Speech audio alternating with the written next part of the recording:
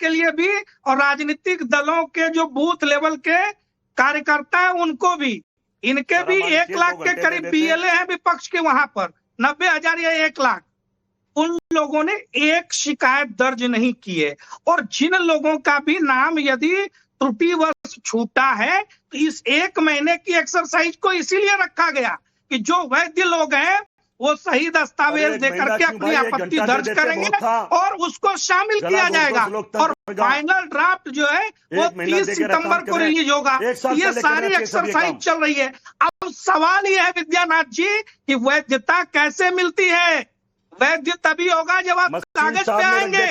जिस प्रकार से जगदीश शर्मा यहाँ कुछ भी बोलकर निकल जाए और कांग्रेस पार्टी कहेगी कि ये हमारे प्रवक्ता नहीं है इसलिए इनकी बातों को हम खारिज करते हैं, ठीक उसी प्रकार राहुल गांधी कुछ भी बोल करके चले जाएंगे जब तक कि वो लिख करके एफिडेविट करके नहीं देते हैं। हम एक छोटा सा बैंक अकाउंट भी खुलवाने जाते हैं ना तो सेल्फ अटेस्ट करके अपने जानकारी को फॉर्म में भरते हैं। आखिर अटेस्टेशन से राहुल गांधी को क्या समस्या है? राहुल गांधी क्यों डरते हैं लिख करके देने में? राहुल गांधी को डर क्या है?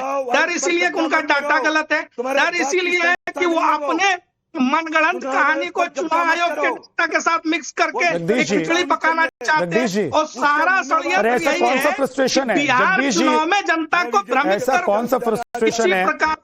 भाषा की मर्यादा आप लोग भूल जाएं, लोकतंत्र की मर्यादा आप लोग भूल जाएं, जनता में आप लोगों का विश्वास नहीं रहा तो चुनाव आयोग से लड़ जाएं, चुनाव आयोग के खिलाफ लड़ जाएं। ये लोकतंत्र के हत्यारे हैं। कैसे हैं? कैसे हैं? कैसे हैं हत्यारे? बताइए। प्रमाणित है, शर्म थोड़ी कर लीजिए। अरे कल वोट चोरी की बात कह रहे थे और देश के सबसे बड़े प्रमाणित चोर के बगल में बैठे थे राहुल गांधी जो खुद जमानत पर चल रहे हैं। नेशनल हेराल्ड केस में भ्रष्टाचार के मामले में जमानत पर राहुल गांधी, सुप्रीम कोर्ट द्वारा प्रमाणित भ्रष्टाचारी चारा चोर लालू यादव उसके बगल में, एक जमीन घोटाले में खड़गे साहब और तेजस्वी यादव नौकरी के बदले जमीन लिखाने और IRCTC घोटाले में जमानत पर चल रहे थे। चार भ्रष्टाचारी रुक जाइए, इतनी अच्छी चौकड़ी बनाकर मोहम्मद अमीन फिर कुछ ऐड ऑन करना चाहते हैं। मुझे लग रहा है जगदीश शर्मा जी भाई आपका बीपी बढ़ जाएगा, थोड़ा धैर्य रखिए। पिछले 23 मिनट से आप लगातार बोल रहे हैं सर, थोड़ा पानी पी लीजिए। मोहम्मद अमीन कुछ ऐड करना चाहते हैं, आप सर बोल लीजिए। उसके बाद बढ़ा हुआ है, ज्ञानेंद्र जी के पास जाना है और राजकुमार जी के पास भी नहीं जा पाया हूं। सर मोहम्मद अमीन। झा साहब, जहां तक सवाल है राहुल गांधी का और इलेक्शन कमीशन का, अगर ये नहीं देंगे तो इनको अच्छी तरह पता है कि ये एक संवैधानिक संस्था है, अंडर रूल जो भी होगा इलेक्शन कमीशन सुओ मोटो इनके खिलाफ एक्शन लेगा और इनको नोटिस इशू करेगा। और जो इन्होंने बदनामी की है इलेक्शन कमीशन की, अंतर्राष्ट्रीय स्तर पे जो गई है बेईमानी और बदनामी इलेक्शन कमीशन की, उसका इनको जवाब देना होगा। अगर ये बात सही होती है, राहुल गांधी के आरोप सही होते हैं, उन अधिकारियों को चाहे जितना बड़ा से बड़ा अधिकारी को छोड़ा नहीं जाएगा। लेकिन मैं आपको क्लियर कर बताता हूं कि राहुल गांधी के ऊपर भी एक्शन लेगा इलेक्शन कमीशन। मोहम्मद अमीन सर, एक सवाल ये, एक सेकेंड जगदीश जी रुक जाइए, जगदीश भाई रुकिए, सार्थक बात कीजिए, सार्थक बहस कीजिए, बहुत सारे मुद्दों के हल निकल जाएंगे, बहुत सारे सवालों का उत्तर मिल जाएगा, जवाब मिल जाएगा। रुक जाइए सर, मोहम्मद अमीन नहीं मांगेगा, रुकिए जगदीश जी, बीमार हो जाएंगे सर, चुनाव जीते ना जीते आप बीमार हो जाएंगे, मुझे अच्छा नहीं लगेगा। रुक गया। हाँ। मोहम्मद अमीन सर, मैं ये जानना चाह रहा हूं कि कल चुनाव आयोग ने प्रेस कॉन्फ्रेंस की, राहुल गांधी के आरोपों पर चुनाव आयोग ने अपनी बात रखी। क्या राहुल गांधी ने जो आरोप लगाए थे, जो दस्तावेज पेश किए थे, वो फर्जी हैं, सही हैं, गलत हैं? उसका रिप्लाई नहीं था चुनाव आयोग के पास। उनको क्या उसको वेरीफाई नहीं कल करना चाहिए था चुनाव आयोग को? रिजेक्ट कर दिया कि ये कोई आरोप सही नहीं है।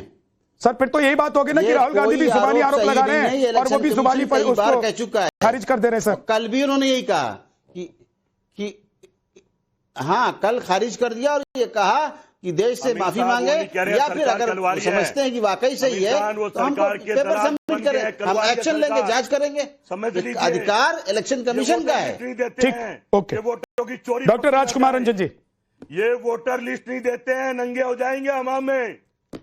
डॉक्टर राजकुमार रंजन जी, वोटर लिस्ट सबको मिलता है सर, जाइए ना बूथ पे। राजकुमार रंजन जी, राजकुमार रंजन जी, सर मैं आपके पास लेट से आया हूं, पहले माफी मांग लेता हूं। आप बोले उससे पहले मैं आपसे माफी मांग लेता हूं कि मैं आपके पास लेट से आया हूं। लेकिन सवाल यह है राजकुमार रंजन जी, जब चुनाव से पहले ही आपके सबसे बड़े नेता और पार्टी प्रमुख ये कह चुके हैं कि हम चुनाव का बहिष्कार करेंगे, ये सोच रहे हैं, तो इसका मतलब तो देश को यही लग रहा है कि बिहार में हवा आपके खिलाफ चल रही है। बस आप लोग ये ढूंढ रहे हैं कि कोई मौका, कोई बहाना मिले जिससे अपनी हार को हम पचा सके। अरे अभी तो मैदान में आप लोग उतरे नहीं है, चुनाव की तारीख नहीं आई है, वोटिंग हुई नहीं है, पहले से आप लोग हताश हो गए।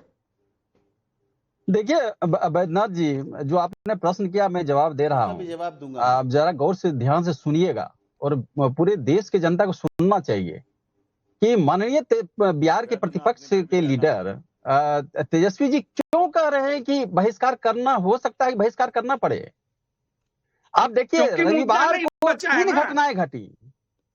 पहली घटना चुनाव लड़िएगा कि सुन लीजिए, अब मैं आपके बीच में नहीं बोला हूं, इसलिए मैं चाहता हूं कि संयत होकर सुने।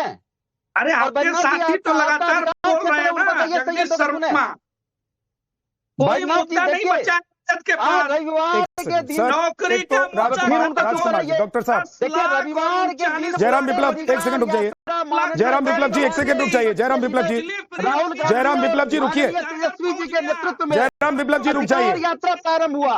अब जरा सोचिए कि रविवार के दिन इतिहास है, पलट कर देख लीजिए कि निर्वाचन आयोग ने रविवार के दिन तय किया प्रेस कॉन्फ्रेंस करे।